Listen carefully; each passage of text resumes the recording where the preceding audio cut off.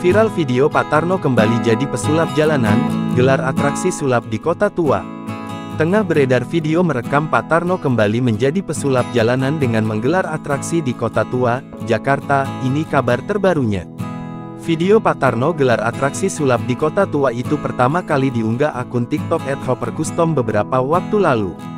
Dalam video yang beredar, terlihat Pak Tarno tampil nyentrik dengan baju kemeja warna hijau dan corak polkadot. Pak Tarno berdiri di balik meja yang tampaknya dipenuhi berbagai peralatan sulap. Sebuah spanduk terpasang di mejanya dengan tulisan, Master Tarno. Pak Tarno juga membubuhkan nomor ponsel yang mungkin berfungsi untuk menghubunginya jika ada yang ingin menyewa atraksi sulapnya.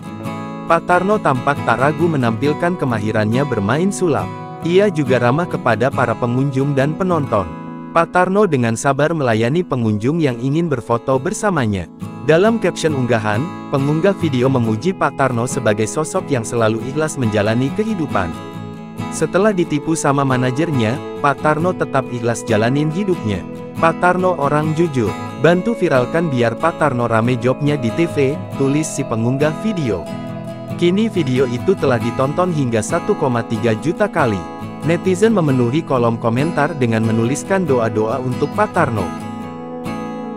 Download Tribun X sekarang, menghadirkan lokal menjadi Indonesia.